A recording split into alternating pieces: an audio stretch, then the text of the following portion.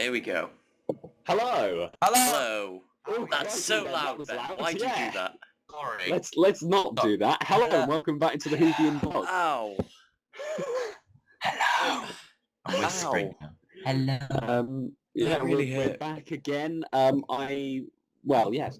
We're going to be talking about Under the Lake today and sort of what we thought of it and various things like that. Obviously, as with The Magician's Apprentice, we can't completely judge the story because it's the first half of a two-parter, and there's stuff still to happen. But yeah, there's plenty to talk about, I'm sure, because it was a lot happened in the episode. Yeah.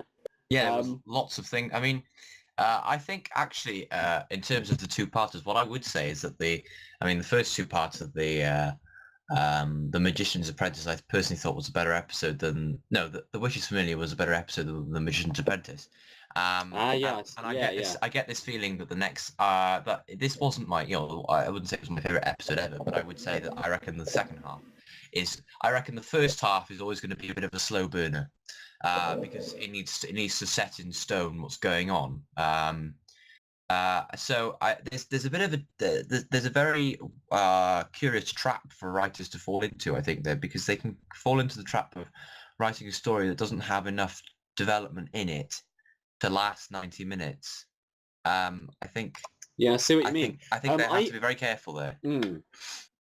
Absolutely. No, I like the idea of using lots of two-parters because it goes back to a kind of, in classic Who, I think we said this before, in classic Who they had, maybe 4 or 5 episodes to a story, as it was. Yeah. So I like the idea of having more two-parters because in a kind of 45-minute episode you have to kind of rush it. Yeah, I know what you mean, to an extent. I mean, some episodes do work very well in just 45 minutes, like Blink and things like that, obviously. I mean, standalone episodes. I don't think we should solely have two-parters, but I think the idea of using more multi-installation episodes is a very good development. Yeah. In all fairness, I would say that from what I can gather from the first part of this story, that it does certainly feel like one that needs a good 90 minutes. This does need, because in this, as we'll see next week, in the second part they're gonna sort of go back in time and certainly the story behind this one needed a lot of it's a mystery, isn't it? It's a sort of ghost story / mystery. And so it needs, I think, the 90 minutes to kind of play out the mystery. I would just like to shall I have my complaint then? Shall I have you my should do my that. soapbox, my moaning? I'd just like to complain about the fact that I was really excited that there was a character in Doctor Who called Moran. And I was just like, at last, And then within about 3 minutes, he was dead. And also, funnily enough, I read at least Milo from the Tweenies got some decent airtime. So that's true. That's true. Milo Minderbender. No, at least, I read a review actually that said it was a shame that the actor they cast to play Moran who has a really nice voice, and then he barely says anything because he's a ghost. He's going etc. for the rest of the thing. Yeah. So it's a bit disappointing, but it's very good, and he did the opening narration, which was lovely. And yes, so I think that was a bit disappointing. But absolutely, should we talk a bit about the sort of plot of it and the not go through the plot obviously, but the kind of the twists and turns in the story. Like the chase scene. That was obviously we didn't see them come up with the plan. So when it suddenly all went wrong and they split into 2 groups, that was a bit. But then again, of course, we see. Let's clarify just for the sake of it.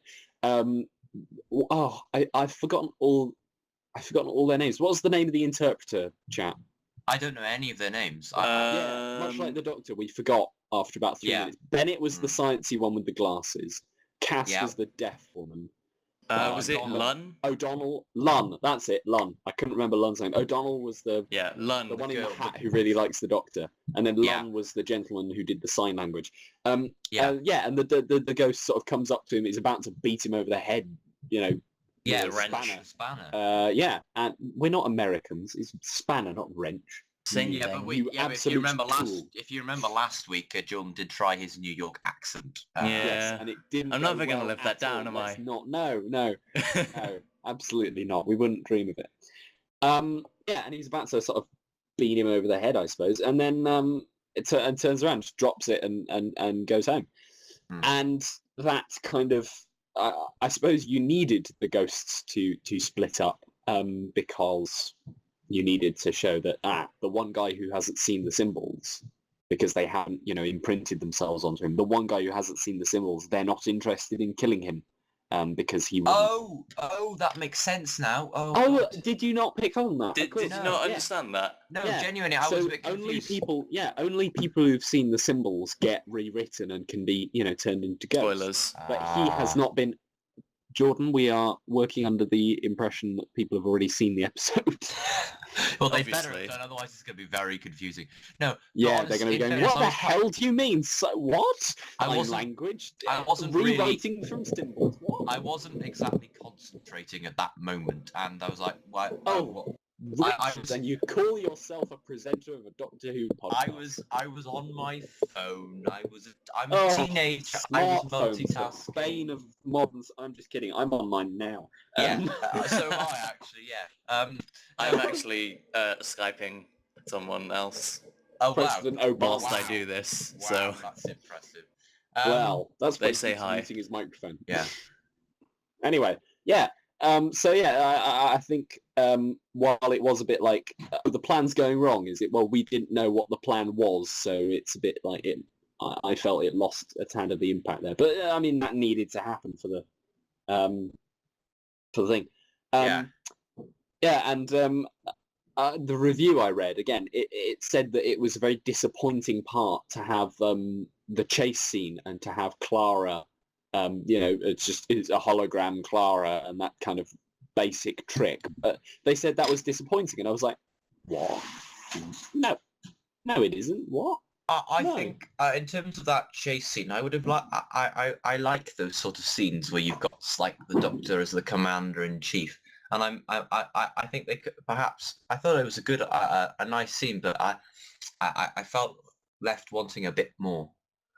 I suppose. Yeah, I suppose so. But I mean, it's because it cut away from the chase scene to show Lun and that whole not killing him thing. Yeah. And I think that break in the middle of the chase scene it lost a bit of emphasis. But I mean, it wasn't so great that I was like, well, this is a terrible episode. I'm gonna go and watch the rugby. It wasn't that. Whoa. I know. Whoa. I mean, come on. Yeah. No, I mean, what I mean is, it wasn't. It was a bit, but Yeah. that's. I'm being very nitpicky when I say that, and actually, Yeah, I thought it was a pretty good scene. And what do we think of the whole, the mystery, the symbols and the ghosts and all that sort of thing? All that. Anybody, somebody other than me, talk. Please. Transmitter ghosts. Jordan. Jordan, go. I'm here. The transmitter ghosts, I think, are very clever. Like the way it's been written. Good job, Toby. Yeah. That's Yeah, actually good one job, thing I Toby. did really If you enjoy. happen to be listening, Toby, good job. Yeah. I do quite like the fact that the Doctor is sort of like, oh no, they're not ghosts, they're not ghosts, and then he's like, oh, they're ghosts. No, they're ghosts. Yeah. Oh, look, ghosts. In the They're arrogant real. way, only the Doctor can. Yeah, he's like, yeah. they can't be. Oh my goodness, they are. How Yeah. thrilling! I think my favourite line was, Doctor, calm down. You haven't been this excited since you met Shirley Bassey. Or something Yes, along those lines. definitely. I thought that was Of fantastic. course you like that, Ben. Of course. Yeah, music aficionado. Yes. Yeah. Shirley Bassey, yeah. Dame Shirley Bassey. What a... Absolutely, yeah. Yes. Yeah. I quite liked as well. Sorry, I think that's from the same scene. I quite like the sympathy cards. With Clara's trying to get the Doctor to, if not be more human, act more human. I thought And that she was gets Oh yeah, that was very I'm terribly funny. sorry for the Stock loss of your phrases. family, friend, dog. family Pet. member slash friend slash pet. Pet, yeah. I will do I'm sorry for your loss, and I will do my best to solve the death of your family friend slash family pet, whatever. Yeah. Family slash friend slash pet. Yeah. Family member slash friend slash pet. Yeah, no, Yeah. I thought that was a good idea. Yeah. But if you saw some of the cards that they were going through, Yeah. they were really silly things like, "I'm sorry, I didn't know you were from Aberdeen." I need to go. I really want to go back and look at those again because I was like, I'm sure somebody's got screen caps of it somewhere. I bet you there's some cracking Easter Go on, eggs have a or look, something. Jordan. Do some googling. I'll Yes. do some He's googling. he's the one, by the way, who, when we're recording, he goes on the internet to find things like if we can't remember the name of an actor or something. Like, yeah. The one that I mean, it's an interesting one. I mean, there wasn't a heck of a lot of particularly powerful character interaction in this one. This is more of a straightforward adventure compared to last week, I would say. You know, last week we had lots of very powerful and very good acting, and I think true. Yeah, no, I think there was some very good acting, but I see what you mean. It's more plot driven than character driven. Yeah, and I wouldn't say that the story was saturated with characters, but I'd say it's at the point where if you had any more, it would become too much.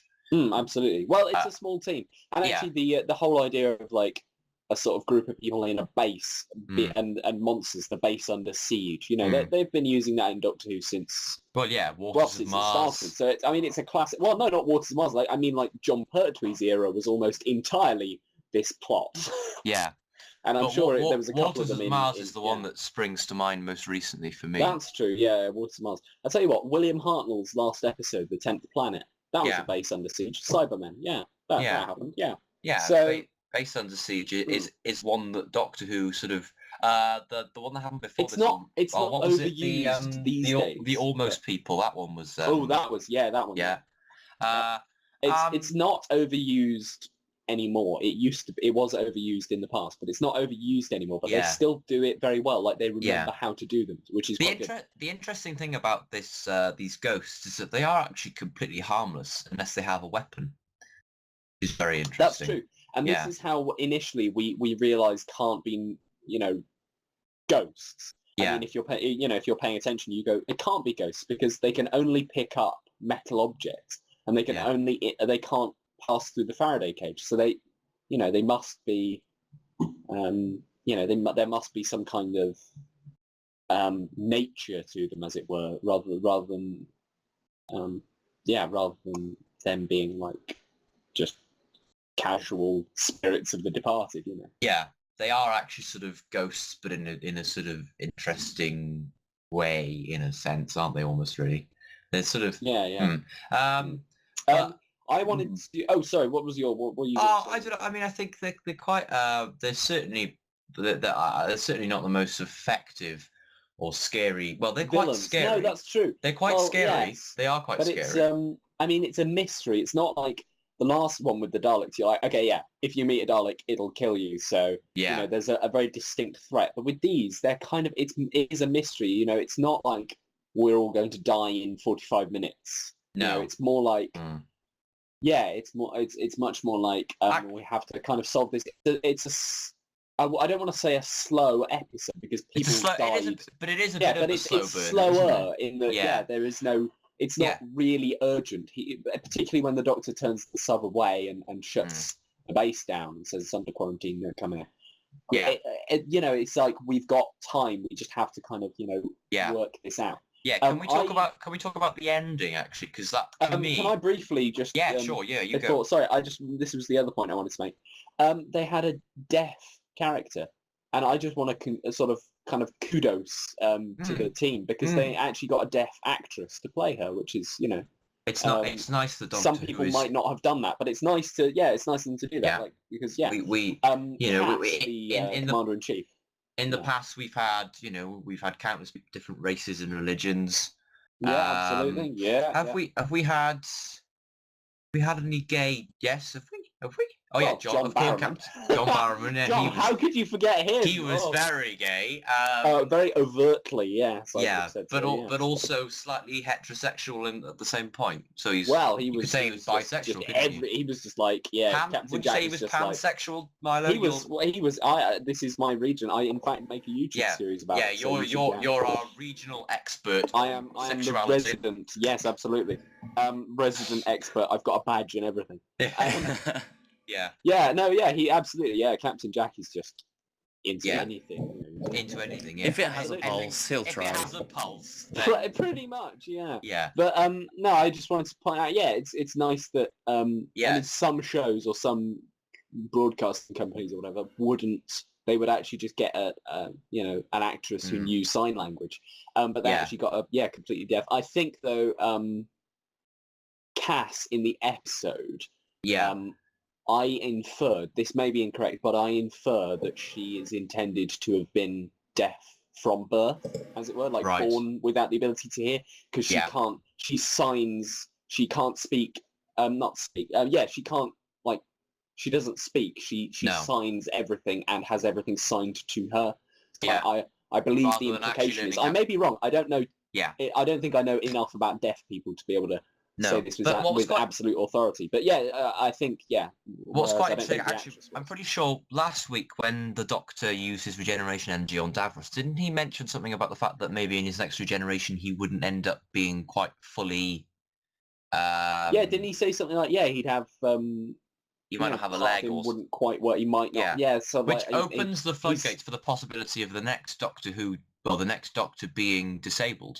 Yeah, isn't it? I mean, that's the fun thing. That's the fun thing because then he would regenerate and just go, "Hello, I'm missing a bit," and then he'd have to kind of get a. I'd really like that, a Doctor with a prosthetic leg or something. Yeah, because then you could there's all the running. It's really important to be able to run. So so you could almost. What I quite like then. I'm almost certain that he would First of all, being the Doctor, he would put some kind of sort of gadget kind of thing in it, like a little compartment in it or something that he could, But secondly, I'm almost certain he would lose it in really awkward places and be like, well, I have to hop back to the TARDIS now. What would be quite nice is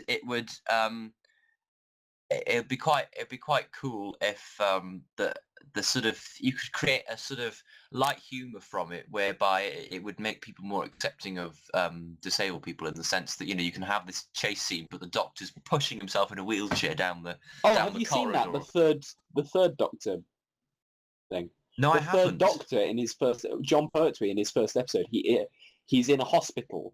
Yeah. And somebody tries to kidnap him and he's still sort of post regeneration, so he's still a bit fuzzy. But he escapes from them and rolls down a hill and to freedom in a wheelchair. he does it. If you find it on the internet, I'm sure it's out there. There's this whole kind of escape scene, and he's in a wheelchair the whole time. And I think he gets into a car and drives off. But well, it's great. You want to talk about the ending, don't you? Yeah, because I think what happens is, I suppose the standard format, what Toby's done here is almost sort of like letting the he's putting the match right near the wick, and he's getting closer and closer and closer to it, and then literally it burns and builds and it builds up, and then in the last 5 minutes, first of all, we get this suspended animation, which we haven't seen since the Day of the Doctor, I don't believe, which is quite a nice little return for the suspended animation box, and then the alarms go off, and then the whole flooding thing happens, and then we get this lovely cliffhanger with the Doctor has gone back in time, and now he's dead. Seemingly dead, yeah. Yeah, which is interesting, of course, because we have said that we knew that the Doctor he thinks he's going to die, so maybe this is how he thinks he's going to die. Well. Yeah, if you... We have yet to see him go off to save Gallifrey with the other 12, so maybe it's not completely the but he had in the second part trailer, he keeps on saying that he's a dead man walking and all of this sort of stuff, so who's to say? It could be quite an interesting one, but this is the Doctor. Well, I imagine the next episode is going to pick up with the Doctor and what were the names of the people who went? Bennett and O'Donnell. Yeah, I think it's also quite important to note here that, of course, the Doctor doesn't actually die; he regenerates. So maybe that's true. So maybe I wonder how he. if It's a bit of a sticky situation to be in, isn't it? I'm fairly sure he's not going to regenerate because, like I say, Yeah, well, we've seen he's him got filming more the other to do this. episodes. Exactly. But how it happens, we don't know. Maybe he figures out. Well, we can speculate all we want. Unless Moffat has actually gone out there and told him and Jenna and whoever to go and actually pretend to be filming stuff just to just to sort of. Can you imagine? Oh, that would be a great prank played on the British people. But the Doctor just dies mid-season. But it wouldn't surprise me because it's Moffat and he'll do anything.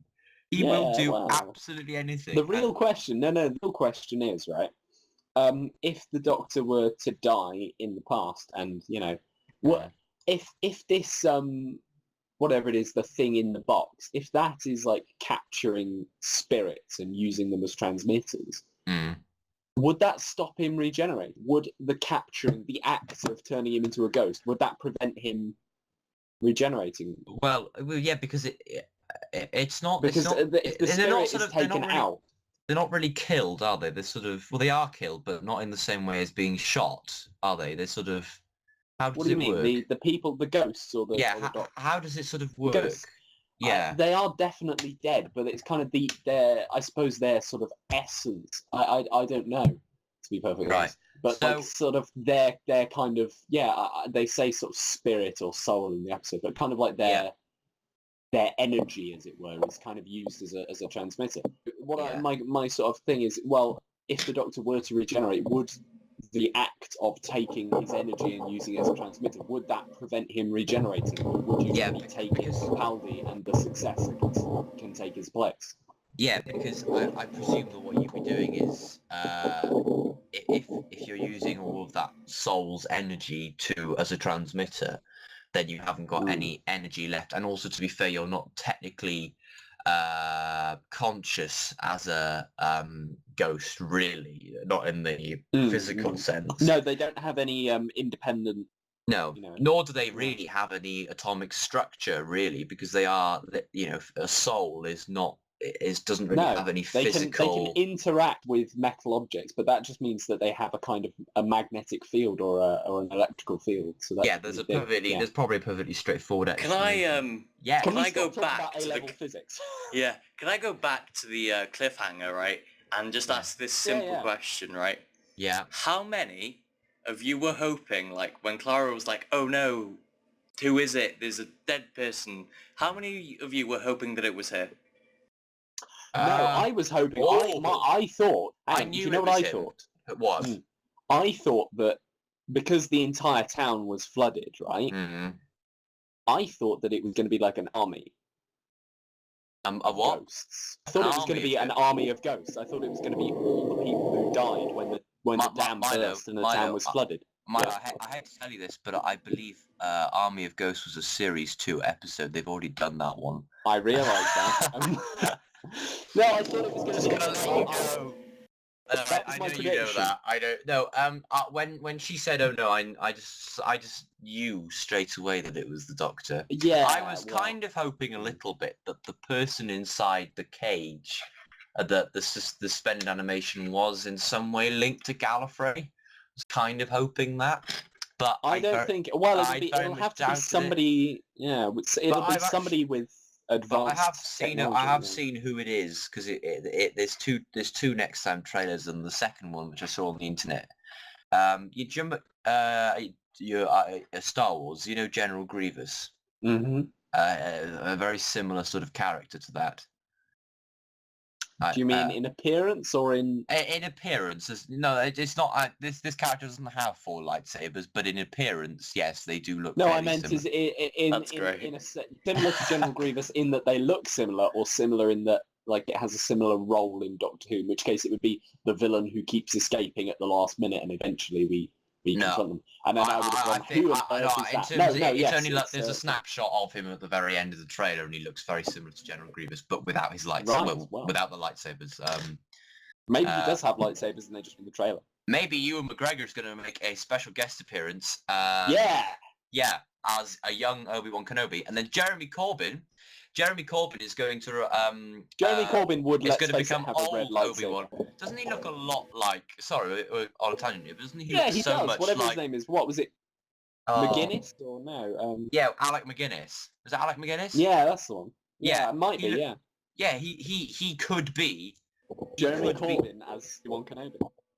I want to see that happen. Where if he ever becomes prime minister, I want him to go to Downing Street in Obi-Wan's costume. What, in a monk's outfit with a fluorescent tube? Yeah, yes, I want that to happen. Vote Corbyn! The Whovian blog shouts. Yeah, we are not politically biased in any way, except We are not politically biased in any way. Vote Labour. Yeah. That's it. Yeah.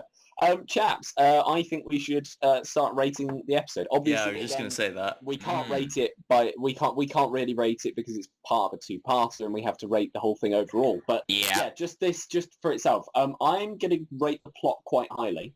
Because even though, obviously it was a slow burner and it's building to part 2, I think this is promising and very good. And this Toby fella, what's his name again? Toby Whitehouse. He's written for It's Whithouse. Whithouse. Yeah. I do apologise. Do apologise, Toby, if you are listening. Yeah. He's written a couple before, hasn't he? I think He's written many. He wrote like Amy's Choice or something, didn't he? Or, no. Hang Yeah, on. he's written a couple. Yeah, certainly. He has written... School Reunion. Oh, School Reunion. Mm. Oh. He's written a lot. Yeah, he has. Oh, actually, whilst we're here, before we go into this, have you heard about this new Doctor Who spin-off series No. called No. called Class? Have you not heard about this? No. There's going to be, starting next year on BBC Three, Yeah. there's going to be a new spin-off series, which is called Class, which is based around Coal Hill School. Oh yes. Please tell me Jenna's not going to be in it. It's an 8-episode, 45-minute episodes, 8 episodes. It's a young adult thing. All right, yeah. So that was. I think we should review that as well. I think we should review that when it starts. When that comes out, we will review it. Absolutely, yeah. Well, yeah, because you've heard it here first. Yeah, hopefully, it'll happen when in the off Also, season of Ben Doctor says Who. class, not class. You say class. Oh, did I say class? You said class. Oh wow. You always say class. Do I really? Yeah. Not class. I don't say class. No, I say class because I'm a posh heretic. But It's because you're Brit. It's because you're English. I'm an you're Englishman, at least middle you're class. Welsh. Ugh. Well, I'm quite pleased that I don't always sound posh. That's nice. Good. Hmm. What about Jordan? What does he say? Oh, What Go do on. I say? Oh, I say class. yeah, Oh. yeah. Well, I'm the weird one then, as you. Toby Whithouse. So I was gonna, Whitehouse. Do you want to give us some Whithouse, what yeah. he's written? Whithouse. In Doctor Who, he's written School Reunion, Yeah. The Vampires of Venice, Ah. The God Complex, Yeah. Ooh. A Town Called Mercy, and okay. Under the Lake. And he's also written Greek-sparing gifts in Oh, Torchwood. that's quite a good episode from Torchwood. Yeah. Oh, I haven't. Joe, I haven't seen very much. It's of an Torchwood. alien comes to Earth and gives one of the Torchwood. I think it's the Asian girl Tosh. Gives her a pendant that allows her to hear other people's thoughts, and she hears what everyone thinks of her and stuff. And it's so Oh, it's right. a kind of, and obviously Greeks bearing gifts. Beware Greeks bearing gifts, and it's a double-edged sword because it makes her. She changes her behaviour based on what other people think, which is terrible, obviously. Now Yeah. I'm going to give the plot like a maybe 8.5, maybe 9. Okay. But I think that rating might go up once we've had the second episode. Yeah. And the acting I thought was fantastic. Yes, so absolutely, I'll give that a solid 9. Mhm. I thought, I think the scientist guy was the only one who let it down. Bennett, whatever his name was. He was a bit, He reminded but me a bit of Sheldon from yeah. Big Bang Theory. He looked a bit like Sheldon. Well, he was tall and sciencey, but Yeah. he was. You can look sciencey. Yeah. Like, how do you look absolutely. sciencey? If you don't like Sheldon. Yeah, basically. But yeah, no, I think the others were fantastic. I think he was just like a little bit, but that's obviously it's an opinion. So It's a good thing he died, though, isn't it? Really? No, that wasn't Bennett who died. Oh, wasn't it? Hang on, who died? Bennett was the one with the glasses who went back in time. The snivelling corporate one died. Oh yeah, I thought he was like Sheldon. Oh, he was, yeah, he looked a bit like Sheldon, yeah. But he was, no, I thought he was a good actor. He was a horrible character. Oh yeah, I'm glad he he was died. a It's a shame he blasted didn't bring capitalist, Clara with him. but, Sorry. Sorry, Jenna, if you are listening. Not so, sorry, yeah. not sorry. No, we don't mind Jenna. We just hate Clara. Yeah. Anyway, yeah. So I'm going to give the acting. I'll give the acting a 9. hang on. Sorry. Did you hear what the doctor said on the TARDIS? He said there's only room for one of me on this ship. Did you hear that? Oh, yeah. And I was like, shots fired. And I was like, yes. It's like, yeah, because Clara's like, Clara basically thinks she's. I mean, we've had her eyes in the title sequence on Death in Heaven. I mean, and she claimed she was the Doctor in Flatline. So yeah. Yeah, this isn't Clara who. Moffat. No, we know who you are, Clara. Oswald. Oswald. Yeah. Oswald for the win. Oswin. Yeah. No, go away. Yeah, so I'm going to give the acting a 9. You two, rate the thing. Do the numbers thing. Okay. I will say the acting, I will go and give a solid 9. I would like to commend Doctor Who for exploring new boundaries with a deaf actor and particularly the quite comedic thing where the Doctor says it's okay, I can speak sign language, by quickly realising that he can't. He must have deleted it, which was a bit Sherlockian, I thought. And in terms of the plot, I think I might need to give it another viewing. I'm gonna just say 8 for now, because I'm yet to be. Hopefully I will be fully convinced by the end of the second half. In terms of the overall story, I'm gonna go 8.5. Yeah, 8.5 will do. Okay, so it feels. Why do I always go last? Tell you what. Next week you can go first. Yeah. Oh no, that's too much pressure, guys. Oh, I'm sorry. for goodness sake, make up your mind. Make up your mind, Jordan. I'm gonna go acting about 9. It was really well done. I'm really proud of all the actors. Yeah. Especially you, Clara. Well done. Yeah. Good acting. Your character sucks. Yeah, obviously that's how. Obviously, it was written to make her detestable because we detest her. Yeah. I really do hope that that whoever in this Victoria thing she's going to be in, that Queen Victoria doesn't end up being like Clara, like this sort of invincible, really annoying woman. And then plot. I'm gonna need to see it again with like Ben, so I'll go 7.5, 8. Yeah, and then, I mean, at the end of the day, that might again, it might change. Yeah, it might go up. Yeah. And then overall, it's a good 8.5, I reckon. So yeah. Oh, I didn't give it an overall. Yeah, I'll give it a 9 overall. Sorry, I forgot to do that. Oh yeah.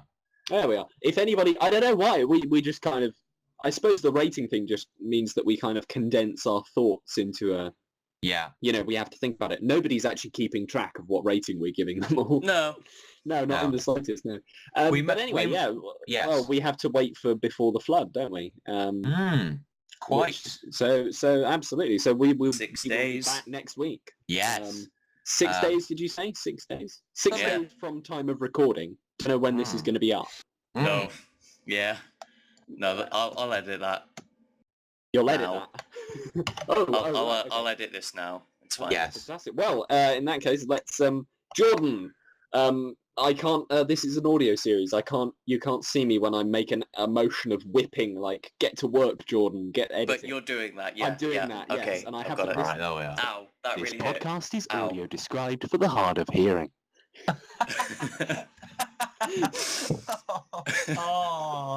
That's made my evening, man. And on that note, thank you very much for joining us. Thank you. I have been Milo Around. I've been Jordan. And I've been Ben Richards. Yeah. Oh. See you around.